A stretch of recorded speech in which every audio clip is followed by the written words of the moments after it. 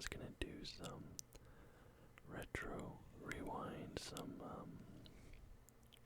retro gaming type stuff, or maybe a movie video. I made another list of underrated movies, and I want to do like underrated actors and TV shows or whatever as well in the future.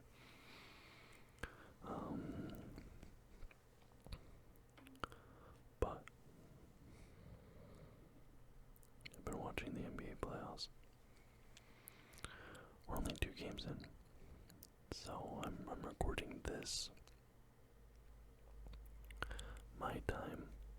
It is April 25th, Australia time. So this video is gonna go up later, obviously. So things might change in the interim between now and then, but I have a feeling even if some little things change, the overall idea that I am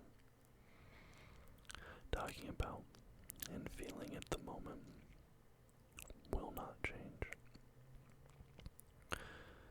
And watching these NBA playoffs, watching these first 2 games for most of these teams, I feel like the NBA right now is shifting. And I think that the way I approach basketball,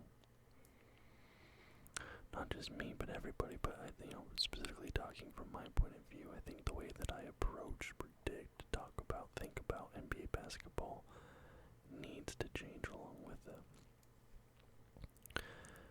And it was the second Suns versus Timberwolves game that really made me feel this way, but there's some other things as well, and I feel like this era, I kind of want to call it the Big 3 era. I don't know if that's 100% accurate. Maybe like a super team era would be a good idea. But it feels like that's kind of coming to the end a little bit now. That kind of started with the Heatles, Braun, Dwayne Wade, Bosh. But there's other teams obviously that tried to do it as well, but failed. That Nets team, historically, well, the Nets have done it twice now, once more recently. That Kobe, Dwight, and Nash Lakers team, was that Dwight? That wasn't Dwight, that was I can't think of it. Was it Dwight? I don't know, but the Kobe Nash Lakers, right? But really the first successful one was the Heatles. But then I feel like Golden State really put this idea into teams' heads that the only way they're gonna win is if they bring together a bunch of top tier talent. So I say Big 3, but Golden State was kind of a Big 4. They Steph, Clay, Draymond, KD. The guys are all stars, all league players, right? And we saw Golden State was successful with that. Then teams kind of tried to copy them a little bit. We saw the Oklahoma City Thunder. You had that catastrophic Westbrook, Carmelo Anthony, Paul George Thunder, which a lot of you guys probably don't even remember that team. That's how, much it didn't matter. And then, you had the Kyrie Irving, James Harden, Kevin Durant, Brooklyn Nets, which ended in disaster.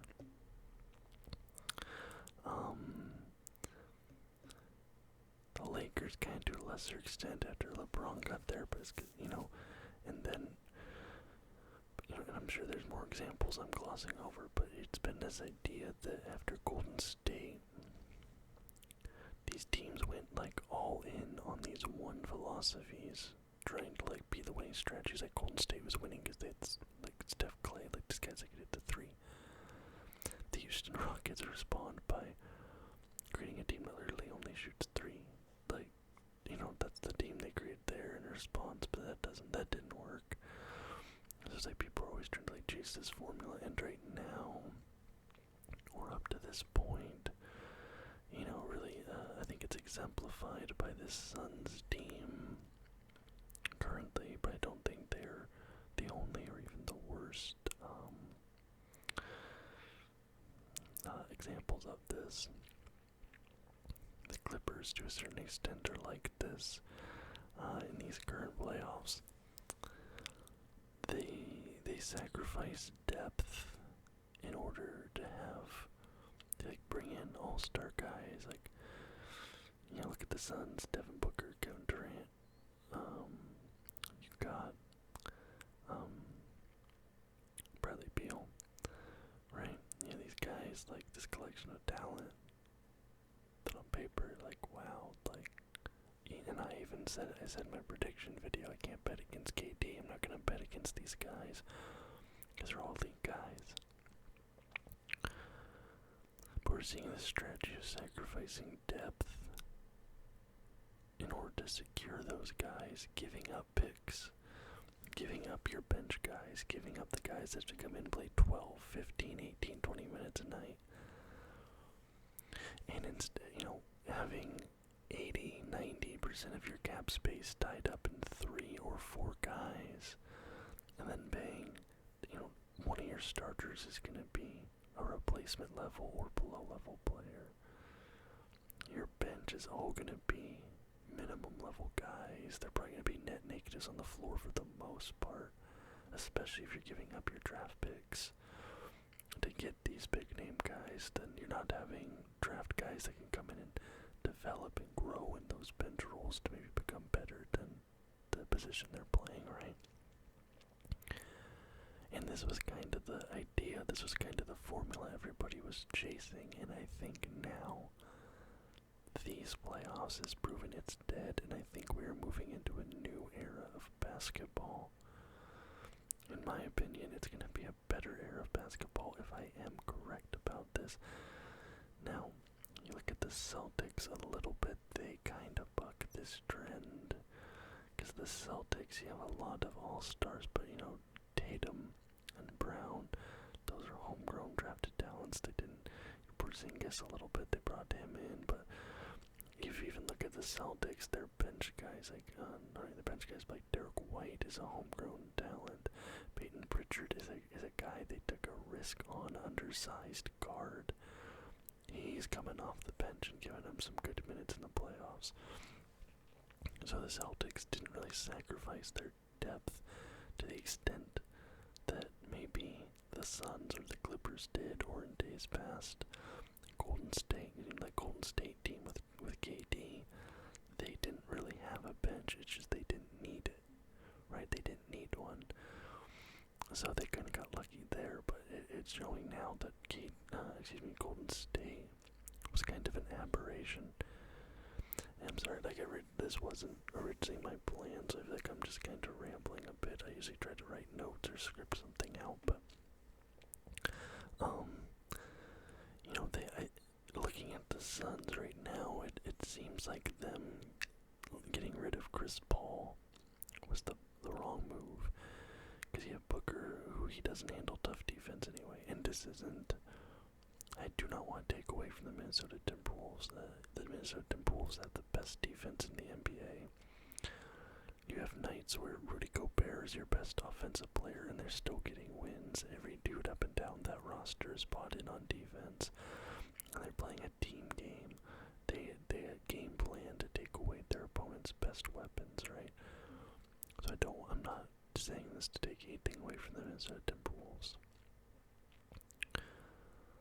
But the Suns don't have a playmaker. They don't have a legit point guard. I think Isaiah Thomas is their starting point guard right now. And you see the detriment of this give up the farm for elite talent approach, and I think these playoffs. I think that approach to team building is going to be dead in the NBA. You're giving Drew Eubanks extended minutes. They needed to have kept Chris Paul. I think Bradley Beal got outscored by Mike Conley in Game 2. And you have KD. Conley tied KD, the almost 40-year-old Mike Conley. And you're seeing, if you just watch the Timberwolves versus the Suns, and how different the gameplay looks. The Timberwolves, they'll find their point of attack, they'll try to break it down, they have ball movement, they're running lots of set plays, the ball is constantly in motion, and then if you watch when the ball goes up, guys are crashing boards, guys are starting to find their defensive positions. That defensive system is always working, it's always at the forefront, and they're always ready to transition into that. And obviously, there's guys that they'll let work, like I think McDaniels just went off the other day. Game 2, Anthony Edwards, Game 1 went off, and they'll let him go his ISOs, let him do his one-on-ones at times. But that's not what the team is built around. Right? Look at the Suns.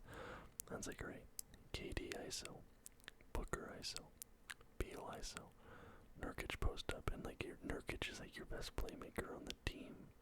Which, as a Blazers fan, Nurkic cannot be your best playmaker on the team. And I compare it even looking at Denver. Denver, I was watching, I didn't watch Game 2, but I watched Game 1 of Nuggets Lakers.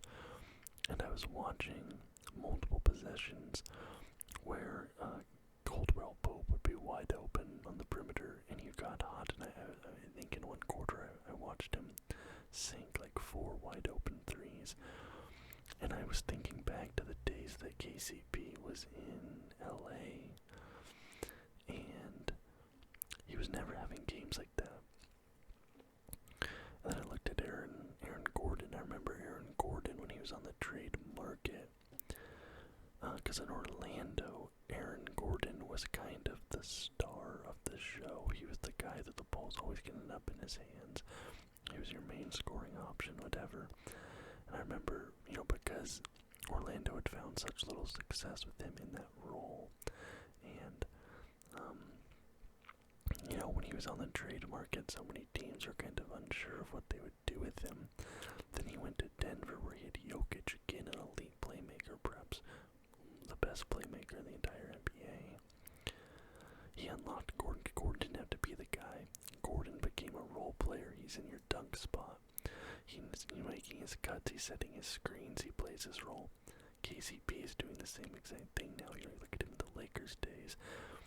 KCP wasn't having these games, but because KCP did not have a clearly defined role like he does now. And look at the Knicks. Because Julius Randle is out injured, he hasn't played yet. The Knicks starting lineup does not have a single player playing that was a lottery pick in the NBA draft. And you look at this, Jalen Brunson, Game 2 had 24 points. Josh Hart had 21 points. DiVincenzo had 19 points. They're spreading that ball around. And if you watch the Knicks, they're playing hard the entire game. They're not taking possessions off. You don't see guys walking back on defense. You don't see guys, get blown by on D, and then they just put their hands up in frustration. You don't see guys stand there with their hands on their knees. Looking at you, Anthony Davis. And you look at Game 2, OG Anunoby was the guy they traded for, the guy they finally made the big move to bring in. He only had 10 points, but that didn't matter, because everybody else was sharing the ball so well. They were, spread out. Brunson's he's kind of the star of that team, only 24 points. And so I'm looking at the teams that are doing really well right now, outside of Boston. Boston obviously has a lot of stars, but again, like I said, they still have that depth as well. The Clippers right now are 1-1 with the Mavericks, and yes, the Mavericks did trade the pieces. They traded a lot of assets to get Porzingis, which then they turned into Kyrie. Kyrie is but him and Luka is like a big two. They don't really have that third guy, and honestly, the Mavericks have some depth. They're not like a deep team, but they're not a star-driven team outside of Luka and Kyrie. It's not like they just brought in like all the best guys they could get with whatever was in their asset cupboard.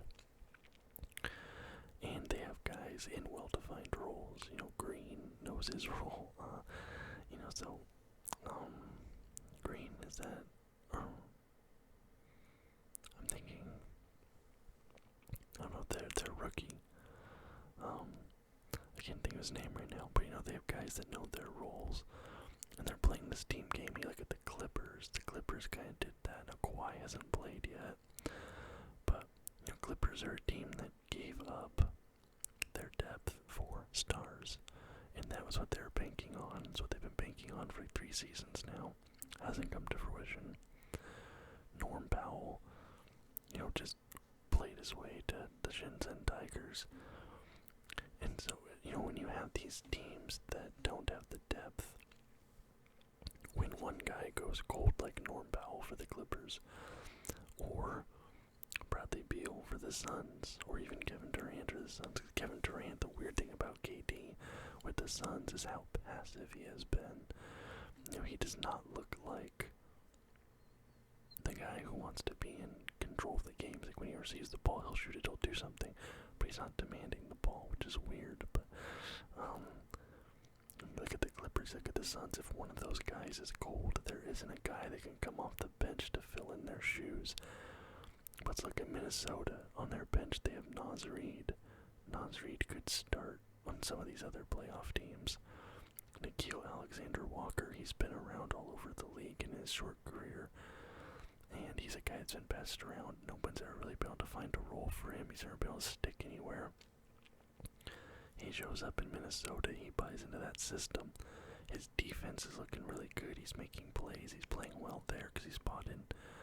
Monte Morris off the bench. Kyle Anderson just had 19 points off the bench in their last game.